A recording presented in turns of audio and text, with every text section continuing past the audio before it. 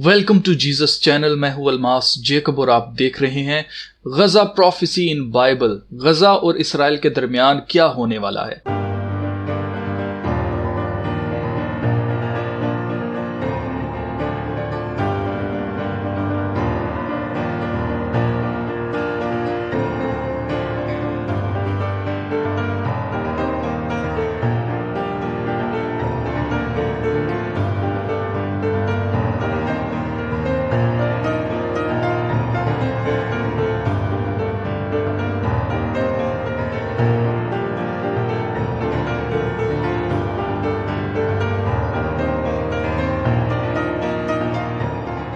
अजीजों, भी पिछले हफ्ते तक आपने देखा होगा कि इसराइल और गजा के दरमियान जबरदस्त जंग चल रही थी और हम सबको डर था कि ये जंग कहीं तीसरी आलमी जंग में बदल ना जाए, मगर ऐसा कुछ नहीं हुआ। बल्कि 11 दिन के बाद ये जंग अचानक से किसी भी कंडीशन के बगैर ही रोक दी गई।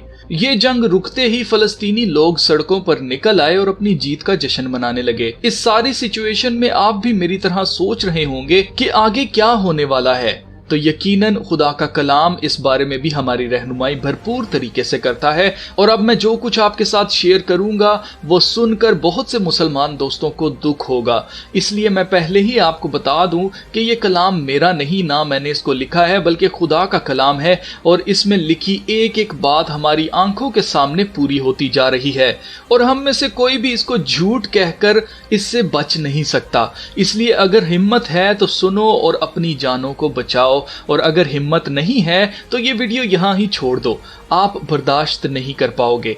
अगर आप ये वीडियो पूरी देखोगे तो मैं आपको यकीन दिलाता हूं कि जो कुछ इस किताब में लिखा है वो हमारी अपनी इसी जिंदगी के दौरान ही हमारी आंखों के सामने सब कुछ पूरा होकर रहेगा। ये सीन्स जो आप देख रहे हैं ये गजा के सीन्स नहीं बल्कि सीरिया के कैपिटल दमिश्क के हैं। आज दमिश्क इस कदर बर्बाद हो चुका है कि कोई वहां छुपने भी नहीं जाता और ये सब कुछ खुदा के कलाम में पहले से लिख दिया गया था कि दमिश्क ऐसा तबाह हो जाएगा कि वहां लोग अपनी भेड़ बकरियां लेकर बैठेंगे और कोई भी वहां नहीं होगा जो उनको डराने के लिए आए। और ये सब कुछ इस दुनिया के आखिरी दिनों में होगा जब दुनिया आखिरत के बिल्कुल करीब होगी। और अगर देखा जाए तो ये सब कुछ हमने अपनी आंखों से देखा है कि सीरिया का कैपिटल दमिश्क तबाह बर्बाद हो चुका है।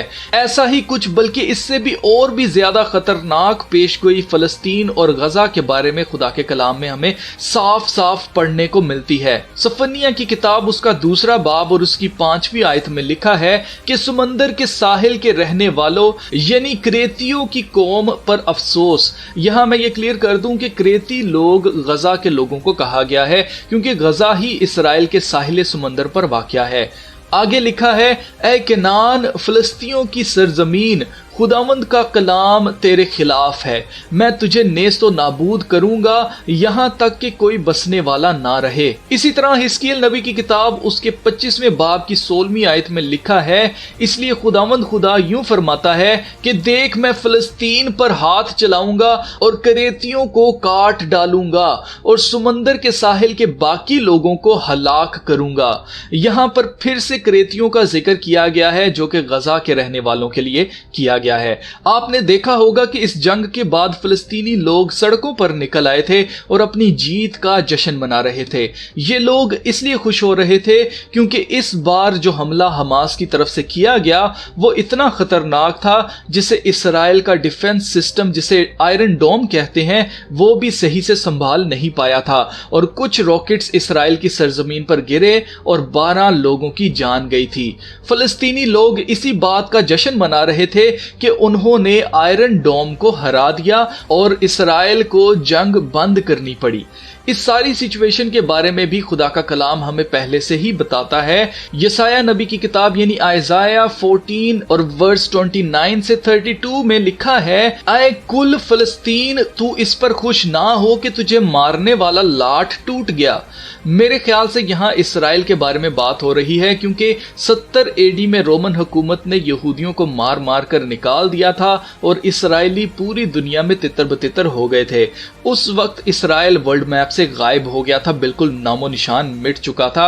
और फिलिस्तीनियों और बाकी जो अरब कंट्रीज थी उनको खुशी हुई थी कि इसराइल का नामो निशान जो है वो दुनिया के नक्शे से मिट गया है। और इसी तरह अगर आज की सिचुएशन पर बात की जाए तो आज की सिचुएशन के हिसाब से देखा जाए तो आयरन डोम का सही से काम ना कर पाना फिलिस्तीनियों के लिए खुशी की बात बनी हुई है। मगर खुदा का कलाम कहता है कि ऐ फिलिस्तीन तू इतना खुश ना हो, क्योंकि आगे लिखा है कि क्योंकि सांप की असल से यानी कि सांप की नस्ल से एक नाग निकलेगा और उसका फल एक उड़ने वाला आतिशी सांप होगा। तब मस्कीनों के पहलोठे खाएंगे और मोहताज आराम से सोएंगे, पर मैं तेरी जड़, यानी कि यहाँ पर जो जड़ लफ्ज इस्तेमाल किया गया इसका मतलब है नस्ल, यानी कि फलस्तीन की जो नस्ल है या फलस्तीनियों की जो नस्ल है उसके बारे में बात हो रही है कि मैं तेरी जड़ काल से बर्बाद करूंगा, यानी कि भूख और जो है वो काल आ जाएगा और तेरे बाकी लोग कत्ल किए जाएंगे।